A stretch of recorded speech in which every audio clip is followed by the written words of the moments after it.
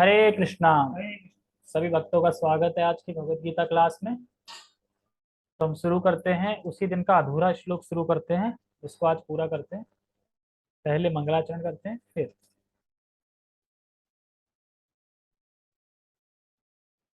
Okay, let's start.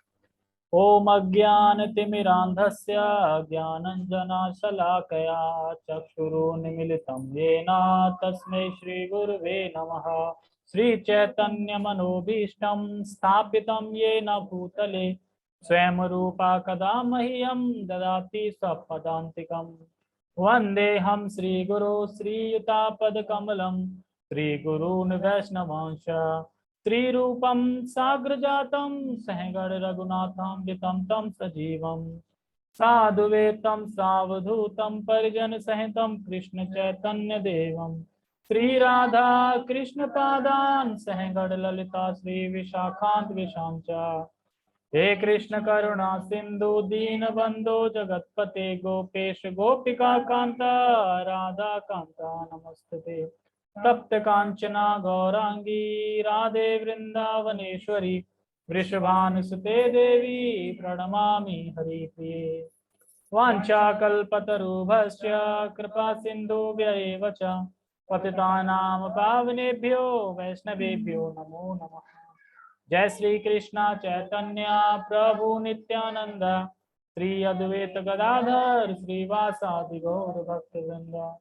हरे कृष्णा कृष्णा कृष्णा हरे हरे हरे राम राम राम हरे हरे।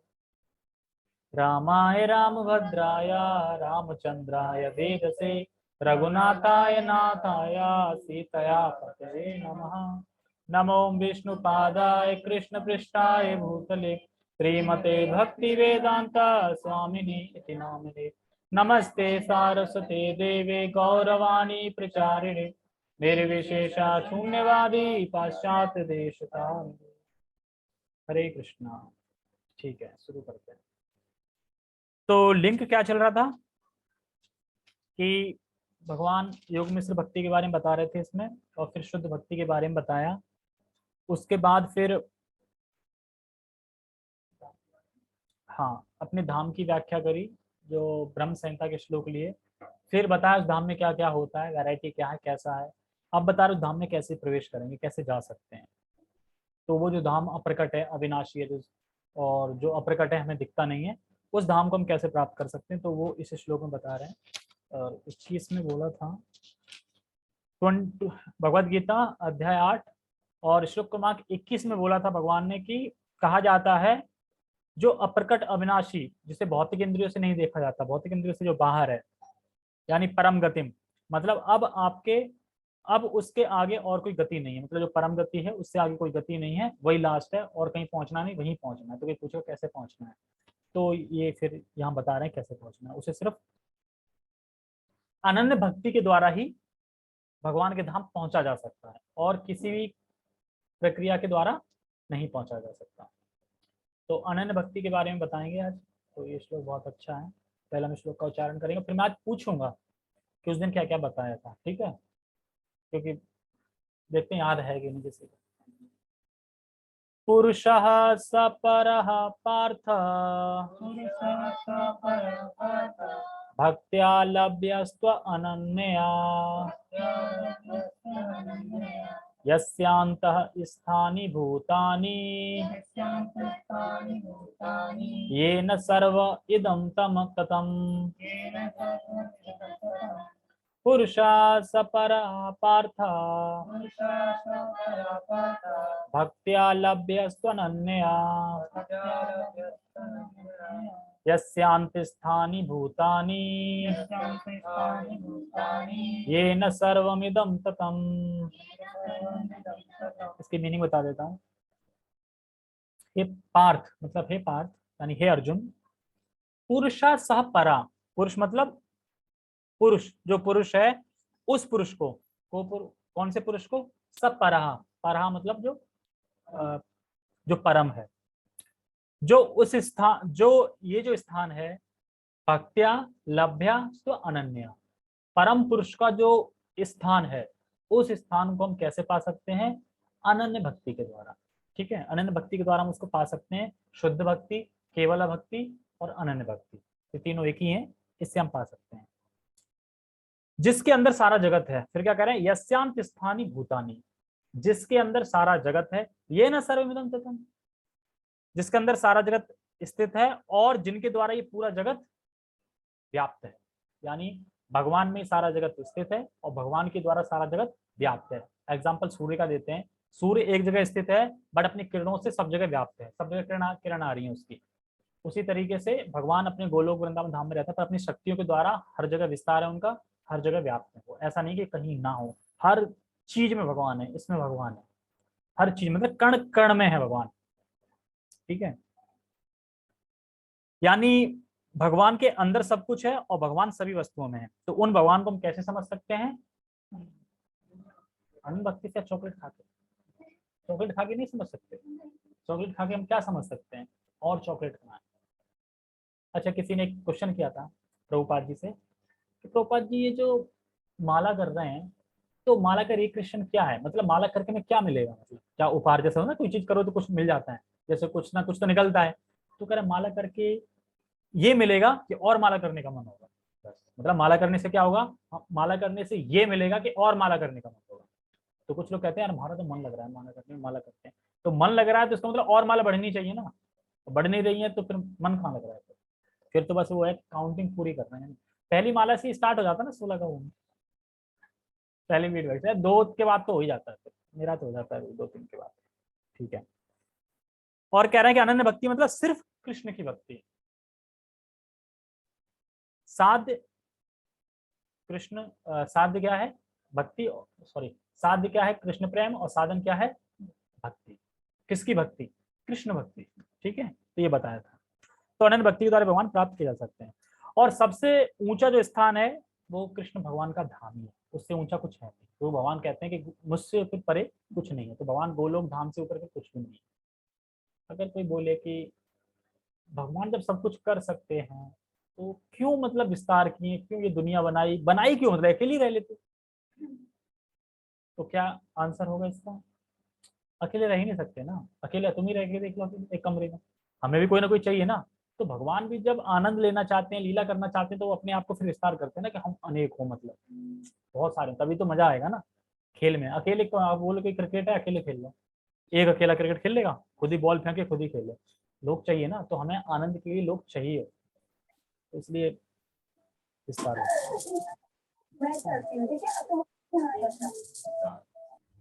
हाँ ठीक है, तो मैंने कल बताया था, टेक्स्ट पढ़ते हैं पहले।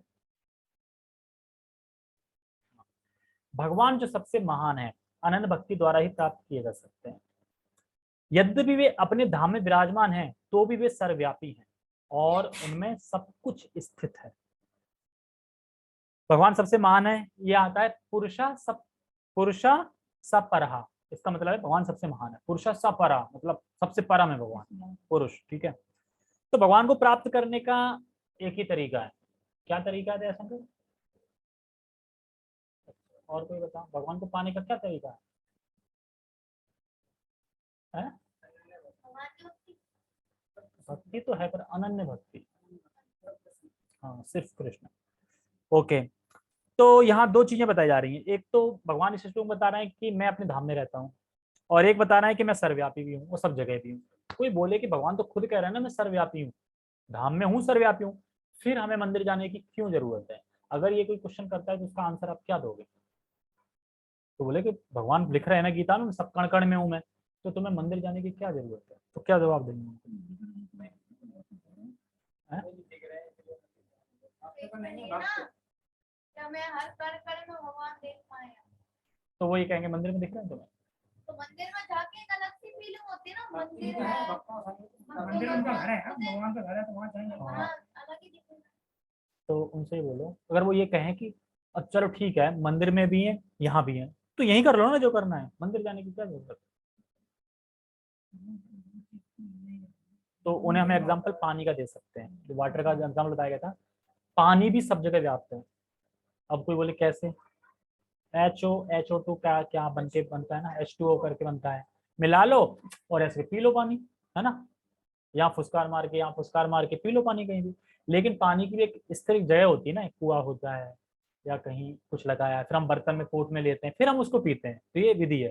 तो उसी तरीके से अगर हम भगवान से आदान प्रदान करना चाहते हैं, भगवान से कुछ हम बोलना चाहते हैं, तो ऐसे ही नहीं कि अब कहीं भी शुरू हो जाए, भगवान का एक एक्चुअल घर है, तो उस घर में हम जाते हैं।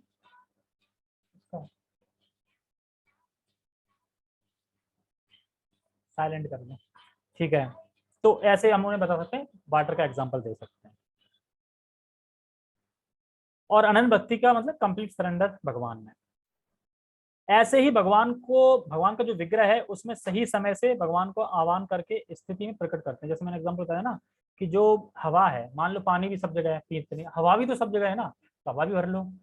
पंचर हो मुंह से भर लो, मुंह से लेके, मुंह से भरो, नहीं भर पाओगे मुंह से, क्योंकि वो एक हवा का टेम्परेचर होता है, एक कंप्रेस होता है एकदम हवा, मतलब जब बनाई जाती है फिर वो उसी हिसाब से इतने पॉइंट पे डाली जाती है, तब हवा भरती है, तब एयर वो काम करती है। तो उसी तरीके से भगवान भी उस समय पे स्थापित करे गए विग्रह और प्राण प्रतिष्ठा हुई है उनकी, तो आह्वान किया गया है, तो इसलिए तो कण कण में भी है और मंदिर में भी है। हाँ ठीक है, ये सही है, तो मंदिर भी जाना चाहिए, घर है ना, वहां जाके हम भगवान के बारे में ही सोचेंगे, पर हम यहाँ ही कर पाएंगे, बोले कण कण भगवान है। जब रास्ता में मिलेंगे तो अलग बात है, घर हाँ, जाएंगे तो अलग बात है। अलग बात है, तो वही है। लेकिन प्राप्त कैसे होंगे? अनन्य भक्ति से। ठीक है, अब कौन बताएगा? मैंने अनन्य भक्ति की कथा बताई थी छोटी सी, वृंदावन की। पहले जूम में बोलता हूँ, जूम पे बताओ। मैंने कल एक उस दिन एक कथा बताई थी, जैसे हवा शरबत है, पर जब हम धूप में थक जाते हैं तो आराम करने के लिए पेड़ के नीचे छाया में जाना पड़ता है। हाँ, ये भी ठीक है। अच्छा, अब ये बताइए, कथा बताई थी मैंने अनन्य भक्ति के ऊपर, वो क्या थी? मतलब कौन सा सूर्य ऋषि थे जो अनन्य ऋषि, हाँ, वो सब अनन्य गोस्वामी। अनन्य गोस्वामी, और दूसरे कौन से थे? अनन्य गोस्वामी, अनन्य गोस्वामी। अनन्य फानन। हाँ, अनन्य फन। तो मैं फिर से एक बार बता देता हूँ कि वृंदावन में एक मतलब लेके जा रहे थे, मतलब वो अपना क्या बोलते हैं उसको, रैली टाइप की, मतलब लेके जा रहे थे अपना। तो वहां पे एक वृंदावन के वासी थे, मतलब वृंदावन वासी थे वहां पे, ब्रजवासी, ब्रजवासी थे, वो बैठ गए, कह रहे भैया हट जाओ, रैली आ रही है, अभी दबदबो जाओगे, हट जाओ। कह रहे मैं नहीं हटूंगा। क्यों नहीं हटोगे? तुम कौन हो? वो कौन है? वो तो अनन्य गोस्वामी है। और तुम? तो मैं फनन्य गोस्वामी हूँ। वो अनन्य है तो मैं फनन्य हूँ, मैं नहीं हटूंगा, मैं क्यों हटूं? तो कह रहा है ये तो बड़ा है। कह रहा ठीक है, दोनों स्वामी स्वामी है, गोस्वामी है दोनों, इन दोनों को मिला दो, मीटिंग करा दो इनकी। दोनों मीटिंग कराती है। तो कह अच्छा ठीक है, बताओ तो अनन्य गोस्वामी क्या हो, मतलब क्या अनन्य गोस्वामी मतलब क्या है, मतलब अनन्य गोस्वामी? तो कह रहे क्योंकि हम कृष्ण के अलावा जो कुछ भी हम उसको नहीं मानते, हम सिर्फ कृष्ण को मानते हैं। अच्छा, अब तुम बताओ अनन्य गोस्वामी हो क्या मतलब? तो बताते हैं कि तुम ये स्वीकार कर रहे हो कृष्ण के अलावा भी कुछ है जिसको मैं नहीं मानता, मैं सिर्फ कृष्ण को मानता हूं, उसके अलावा कुछ नहीं मानता। तो वो कह रहे हैं तुम जो कह रहे हो ना कि कृष्ण के अलावा जो है मैं उसको नहीं मानता, यानी ये मानते हो कि कुछ है, लेकिन हम कृष्ण के अलावा कुछ मानते ही नहीं है, कृष्ण के अलावा कुछ है ही नहीं, सब कुछ कृष्ण है। तो फनन बड़े हैं। जो ब्रजवासी होते हैं वो अलग ही धुन में होते हैं, ठीक है, वो अलग ही भाव होता है ब्रजवासियों का। तो इसलिए बोलते हैं वहाँ पे जाके हमें अपराध नहीं करने चाहिए, ठीक है। ओके, तात्पर्य यहाँ यह स्पष्ट बताया गया है कि जिस परम धाम से फिर लौटना नहीं होता वह परम पुरुष कृष्ण का धाम है। जैसे कि इससे पहले मैं एक चीज और बता दूं कि अगर कोई क्वेश्चन करे कि भगवान सब जगह हैं तो दिखते क्यों नहीं है? तो क्यों नहीं दिखते हैं? क्योंकि योग माया के द्वारा, योग माया के द्वारा हम अपने, मतलब हम, योग माया ने हमें मतलब ढका रखा है, मतलब जैसे ढक रखा है, जैसे कि मान लो कि तौलिया हो, मैं अपने आप को ढक लूं, अब दिखाई देगा कुछ? दिखाई नहीं देगा कुछ, अगर दिखाई नहीं देगा अब हटेगा तब दिखाई देगा ना। तो ये हटेगा अनन्य भक्ति से, भक्ति से ही हटेगा ये। हाँ, तो फिर योग माया अपने पर्दा हटा देती है, तो फिर भगवान प्रकट हो जाते हैं। फिर भगवान है ऑलरेडी, देखो हमारे अंदर नहीं, जितने भी जीव हैं सबके अंदर भक्ति भरी पड़ी है, लेकिन बस वो भूले हुए हैं, प्रकाशित नहीं है। और जैसे ही अज्ञान खत्म होगा भक्ति प्रकाश, नहीं कि भक्ति कहीं से आएगी फिर हमारे अंदर प्रवेश करेगी फिर हम समझ पाएंगे, नहीं, सब कुछ अंदर ही है, ज्ञान हमारे अंदर ही है, बस वो प्रोफेशनलित नहीं हो रहा है, मतलब प्रकट नहीं हो रहा है, जब तक अज्ञान में प्रकट नहीं हो रहा है। जैसे मान लो कोई बता दे, जैसे मान लो कोई इंसान पढ़ाई करी थी उसने किसी की, अब उसके बाद उसने पढ़ाई के बाद अब मान लो कुछ महीने हो गए तो वो भूल गया, तो एक्चुअली उस बस को उसको खाली याद दिलाना है, खाली मतलब थोड़ा थोड़ा याद दिलाओ, याद आ जाएगा, हाँ हाँ याद आ गया इस तरीके से। तो कैसे कि हमें याद है हम कृष्ण के अंश हैं लेकिन हम भूल चुके हैं, बस थोड़ा कोई याद दिला दे कि तुम कृष्ण भगवान के अंश हो और यहाँ क्या भटक रही है, बस थोड़ा याद दिलाना। भक्तों का संग मिल जाए, याद दिलाए, तुरंत याद आ जाएगा उसको। तो वैसे हम भूले हुए हैं एकदम स्वप्न में, एक तरीके से स्वप्न बस दुनिया आई है, स्वप्न टूटा, खत्म सब। ठीक है। और एक एक चीज और इसमें वो बोल रहे हैं कि भगवान सब जगह, भगवान के अंदर सब कुछ है और भगवान सब जगह व्याप्त भी है। तो मतलब हम भी हैं, आप भी हैं, सब है। जैसे 14 में बोला था भगवान ने अनंत भक्ति से द्वारा भगवान प्राप्त किए जा सकते हैं, योग में से भक्ति द्वारा नहीं। योग में से भक्ति का मतलब होता है ज्ञान, ज्ञान के द्वारा नहीं हम पास प्राप्त कर सकते, ना कर्म योग के द्वारा, ना अष्टांग योग के द्वारा, ठीक है। लेकिन हम सिर्फ कर सकते हैं तो हमें अनन्य भक्ति से, ज्ञान एक अगर आप भगवान नहीं कर सकते, भगवान भक्ति योग पे आके ही प्राप्त ये कर तो सकते हैं। ज्ञान योग जो है सबसे प्रिय है, मतलब कब बोला? कुछ चाहती है कि ज्ञान ज्ञानी, ज्ञान योगी नहीं, ज्ञानी ज्ञानी, ज्ञानी की तो बात हो रही है, वो ज्ञानी आके ही तो फिर ये 14 अनन्य भक्त वाला आया है, ये वो ज्ञानी ही अनन्य भक्त है फिर, ठीक है। तो हमें बस ये स्मरण करना चाहिए कि केवल भगवान का नाम ही हमें प्रेम देगा, और हमें ये प्रार्थना हमेशा करनी चाहिए और इसी पे विश्वास होना चाहिए। ये जो भगवान का नाम है यही हमें प्रेम देगा, ये हमें भगवान का प्रेम दिला सकता है, भगवान का नाम, और कुछ प्रेम नहीं दिला सकती। जैसे कि क्वेश्चन किया था, जैसे चातक का एग्जांपल दिया था मैं कल, कि चातक जो होता है वो सिर्फ बादल का पानी ही पीता है, तो उसी तरीके से हमें श्रद्धा होनी चाहिए उसको, मतलब वो क्या है एकदम डिटरमाइन, मतलब कि एकदम उसका कि हमें वही करनी है, वो एकदम दृढ़ है उस चीज पे चातक। तो हमें भी भगवान के उस पर दृढ़ होना चाहिए और भरोसा होना चाहिए कि भगवान का नाम ही मुझे प्रेम देगा, ये दृढ़ विश्वास होना चाहिए, और फिर हमें अनन्य भाव से भगवान का नाम लेना चाहिए। तो कोई कोई क्वेश्चन करते हैं भगवान तो सब जगह है तो मंदिर जाने की क्या जरूरत है, तो इसमें बता रहे हैं उनसे बोलो कि आप ये कैसे बोल सकते हैं कि भगवान सब जगह है। पहला बताया मैंने, हवा का बोल सकते हो, पानी का बोल सकते हो, अगर फिर भी नहीं है कोई जा रहा है तो उनसे ये बोलो कि आपको किसने बताया भगवान कण कण में है? वो क्या किसने बताया कण कण में? अरे सुना है कण कण में, ठीक है, तुम्हें दिख रहा है बाल्टी में, दिखा तुम्हें? नहीं दिखा, मुझे भी नहीं दिख रहा, फिर कैसे करे कण कण में? तो उससे पूछो ना कि तुम्हें किसने कहा कि कण कण में? पान वाले ने कहा, पान वाले को दिख रहा है? तो कोई कह नहीं, मन की आंखों से देखा, मन की आंखों से और मन के कानों से सुन लेगा कोई, देख लेगा मन की आंखों से, ये सब कहावत है। मन की आंखों से कौन देख लेगा? मैं बोलो आंख बंद कर लो, मन की आंखों से देखो, दिख जाएगा? नहीं दिखेगा ना। मन के कानों से सुन लोगे? नहीं सुन पाओगे ना। तो यही सब चीज है, तो उनसे बस ये बोलो कि तुमने सुना कहाँ, तो फिर बात लास्ट में शास्त्र पे आ जाएगी। शास्त्र पे बात क्या आ जाएगी? शास्त्र से सुना। तो शास्त्र में भगवान तो ये भी बोल रहे हैं कि पत्रम पुष्पम फलम तो, मैं पत्र पुष्प फल खाता हूँ, ठीक है, ये सब खाता हूँ। भगवान तो और भी कुछ बोल रहे हैं ना। तो ये तर्क वितर्क लोग क्या करते हैं ना, एक चीज उठा के स्वीकार करेंगे और दूसरी चीज स्वीकार नहीं करेंगे। मतलब उसी गीता में भगवान ने ये बोला कि भगवान सब जगह मंदिर जाने की क्या जरूरत है, ये तो ले लिया, लेकिन उसमें बोल रहा है कि हम प्रभु सर्वस्व, मतलब मैं ही प्रभु हूँ सबका, ये नहीं मानेंगे, ये नहीं मानेंगे। कोई बोले निराकार है तो बोले पत्र पुष्प फलम क्यों मांग रहे हैं, निराकार है, ठीक है, तो ये नहीं मानेंगे। तो अब ये चीज समझ में नहीं आती क्यों, मतलब उनको जो अच्छा लगा वो पार्ट ले लिया वहां से, भगवान का कड़ में मंदिर जा रहे हैं लोग। उसी गीता में तो भगवान बोल रहे हैं ना, ऐसा थोड़ी यहाँ झूठ बोलेंगे यहाँ सही बोलेंगे, तो पूरा सही बोलेंगे। तो वही है। तो और पूछो कि किसने बोला, तो वही, ठीक है। अब तात्पर्य पढ़ते हैं। तो परम पुरुष कृष्ण का धाम है, ब्रह्म संहिता में इस परम धाम का आनंद चिन्मय रस कहा गया है, जो ऐसा स्थान है जहाँ सभी वस्तुएं परम आनंद से पूर्ण। एक्चुअली आनंद, आनंद से पूर्ण नहीं, आनंद तो यहाँ पे भी आता है लेकिन वहां पे परम आनंद से पूर्ण। परम आनंद का मतलब होता है कि जो आनंद कभी खत्म होने वाला नहीं। यहाँ पे रसगुल्ला का आनंद हो सकता है लेकिन दुख भी है। तो बता सकता है रसगुल्ला खाने का दुख क्या है? ज्यादा खाओगे तो दुख है, नहीं मिल पाया तो दुख है, और ज्यादा है और पेट भर गया तो भी दुख है, और तुम्हें एक मिला दूसरे को दो मिल गए वो भी दुख है। और सबसे बड़ा कष्ट तो ये है कि जब सामने दिख रहा है तो कब आएगा, कब आएगा, ये दुख है। तो एक्चुअली भोग करना दुख ही है एक तरीके का पूरा। जैसे अब श्रीला प्रभुपाद जी बोलते हैं कि ये संसार दुखमय है, भगवान ने बोल रखा है दुखालयम शाश्वतम, लेकिन बस वही है कि हम दुख को सुख समझ रहे हैं, यही माया है। उस हम दुख को ही सुख समझ रहे हैं और वही माया है, या फिर समझ लो दुख की कमी को सुख समझ रहे हैं। हाँ, दुख वही एक घर था ना, तो वो सुखी नहीं हो रहा था, छोटा कमरा है, छोटा कमरा है, तो कह रहा बैल कर लगा लो, गाय ले आओ, भैंस भी ले आओ, सब ले आओ। अब धीरे धीरे घर पूरा भर गया और वो बेचारा कैसे सो रहा, गेट के बाहर मुंडी करके पैर अंदर। अब यार अब तो सो भी नहीं पा रहे हैं सही से, अब तो हाथ इधर भी नहीं कर पा रहे हैं। फिर गुरुजी पास जाते, गुरुजी ये क्या? मैंने बोला था कि मेरा घर छोटा है, थोड़ा बड़ा होना चाहिए ताकि हम फैल के सो जाएं।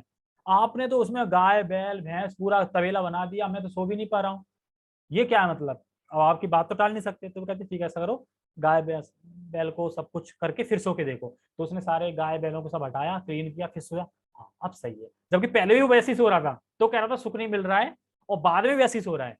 मतलब दोनों स्थिति में वही जगह है, पहले उसे सुख नहीं लग रहा था, अब वो सुख लगने लगी। यानी दुख की कमी हो गई ना, क्योंकि बैल गाड़ी ये सब हटा दे ना तो जगह हो गई ना। तो ये स्टोरी बता रहे थे प्रभु जी, ठीक थी ये भी बताने के लिए। ठीक है, आगे पढ़ते हैं। जितनी भी विविधता प्रकट होती है वे सब इसी परमानंद का गुण है। मतलब यहाँ पे जो कुछ भी विविधता प्रकट हो रही है प्रकृति, वो सब वहीं से परमानंद का के ही कारण है, गुण है मतलब तरीके से। वहां कुछ भी भौतिक नहीं है, सब आध्यात्मिक है। आप समझ में, कुछ भी भौतिक नहीं। समझ, रसगुल्ला ले लो, खाने की चीज ले लो, फूल ले लो, पेड़ ले लो, कुछ भी कांटे ले लो, जमीन ले लो, कण ले लो, कुछ भी ले लो, वहां पे सब कुछ एवरीथिंग जीवित है। मतलब जीवित मतलब बोल बोल रहा है। अब सोचो बोल रहा है, यानी पानी उठाया पानी बोल रहा है, तुम मुझे पियोगे? अब तो बताओ कैसा लगेगा? कांटा बोलेगा बोलेगा। अरे तुमने वो कार्टून नहीं देखे यहाँ पे? कोई कोई कार्टून देखे तुमने जिसमें कांटे भी बोलते हैं, फूल भी बोलते हैं? तो ये कहाँ से आया है? नहीं नहीं, सतयुग, हाँ सतयुग में मतलब ये है कि सतयुग में हो सकता है, हाँ। लेकिन ये धाम की बात हो रही है यहाँ पे। बोलते थे ये गाय भैंस अच्छी अच्छी। अब अभी तक शास्त्र में तो नहीं पढ़ा कि सतयुग में भैंस बोलती थी।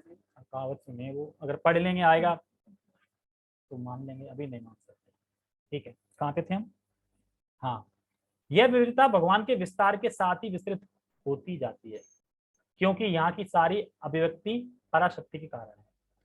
जो यहाँ पे जो कुछ दे रहा है पराशक्ति के कारण है, भगवान की प्रकृति छाया है ना एक तरीके से, परछाई, तो सब कुछ वहीं के गुण से है, वहीं की वजह से है यहाँ पे। जैसा कि 7वें अध्याय में बताया गया है, जहां तक इस भौतिक जगत का प्रश्न है, भौतिक प्रश्न है, यद्यपि भगवान अपने धाम में ही सदैव रहते हैं, तो भी वे अपनी भौतिक शक्ति यानी माया द्वारा सर्वव्याप्त हैं।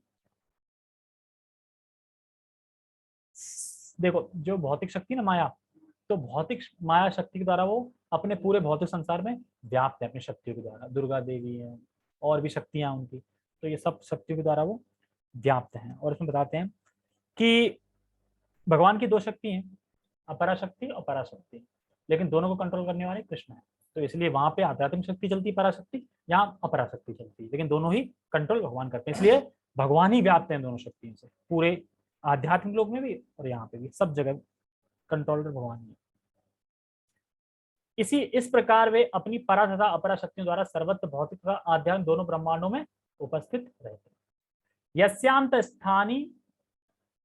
यस्यांत स्थानी का अर्थ है कि प्रत्येक वस्तु उनमें या उनकी परा या अपरा शक्ति में निहित है। इन्हीं दोनों शक्तियों के द्वारा भगवान सर्वव्यापी है, जैसे मैंने बताया परा परा शक्ति है, दोनों जगह व्याप्त है। कृष्ण के परम धाम में या असंख्य वैकुंठ लोकों में भक्ति के द्वारा ही प्रवेश संभव है। अब समझ में आ गया?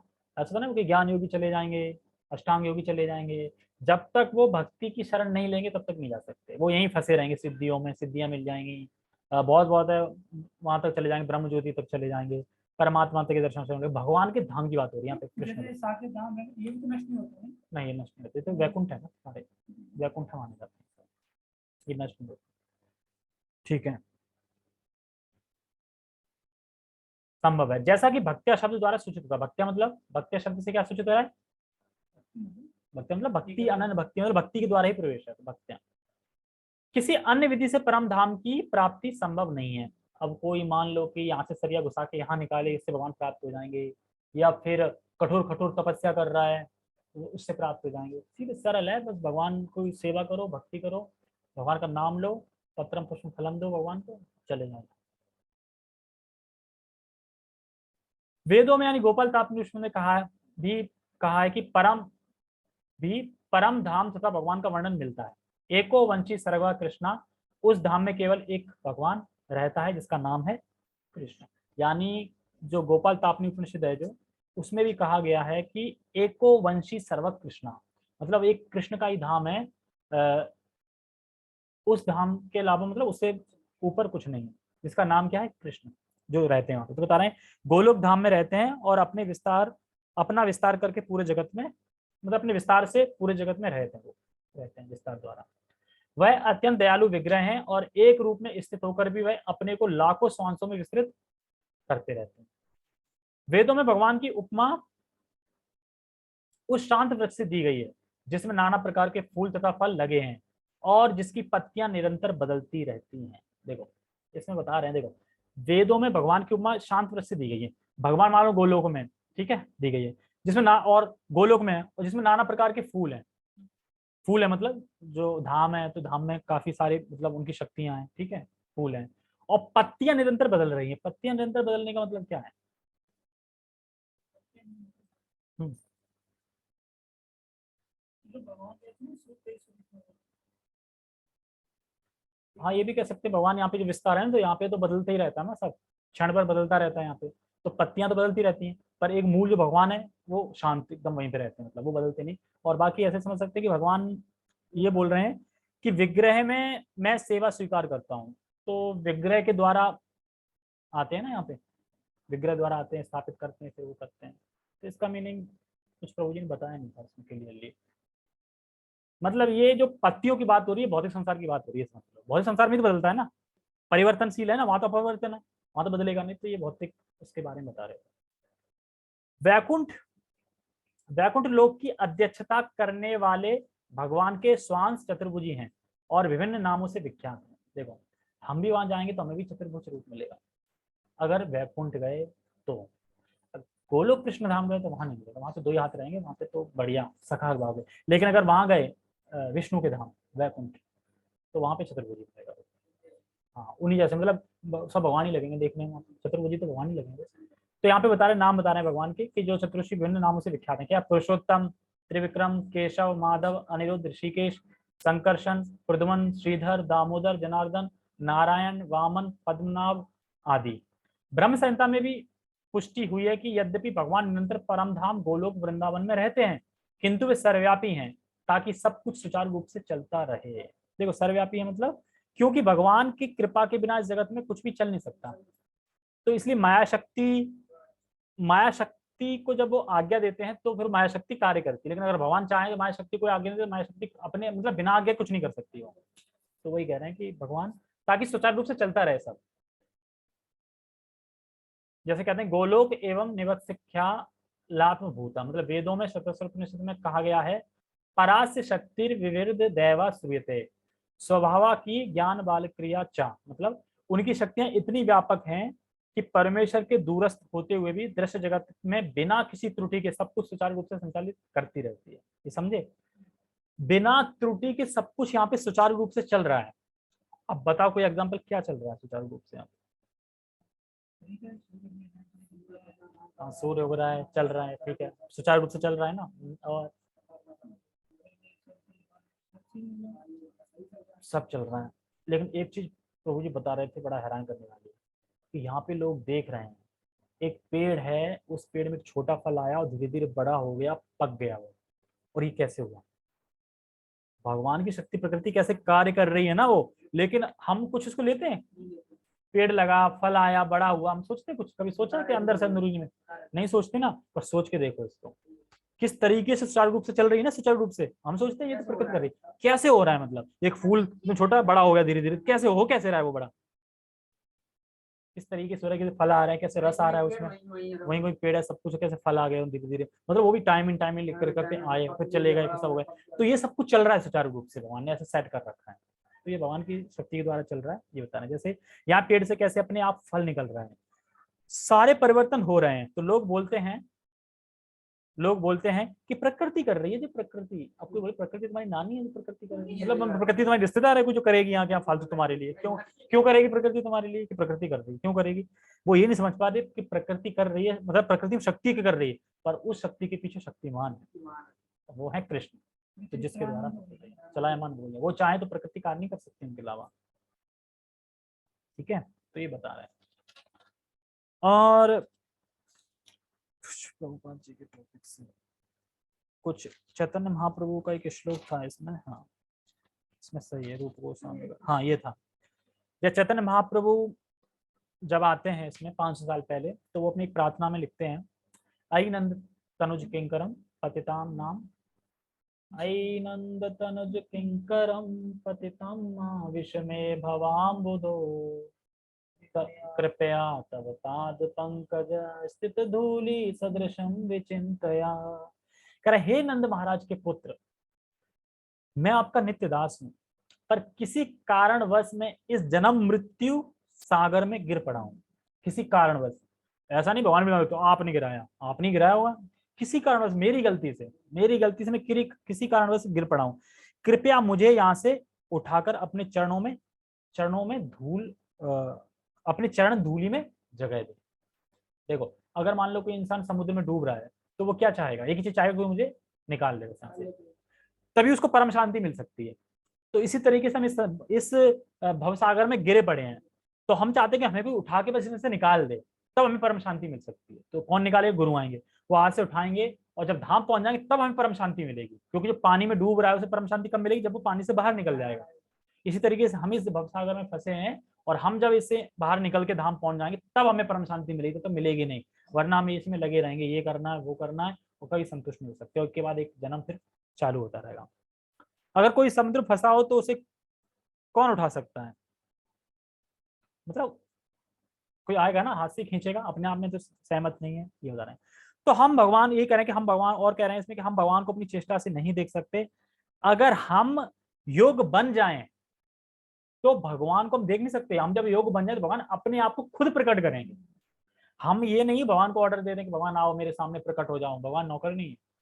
तुम पहले अपनी आंखें बनाओ, वैसे ही जब आंखें बनाओगे तो भगवान अपने आप प्रकट होंगे तुम्हारे सामने। तुम्हें फिर करनी जरूरत नहीं भगवान, क्योंकि भगवान जब कोई दृढ़ भक्ति में लगा रहता है, भगवान उसके दर्शन करने के लिए लालायत रहते हैं। भगवान मुझे उसके दर्शन करने हैं।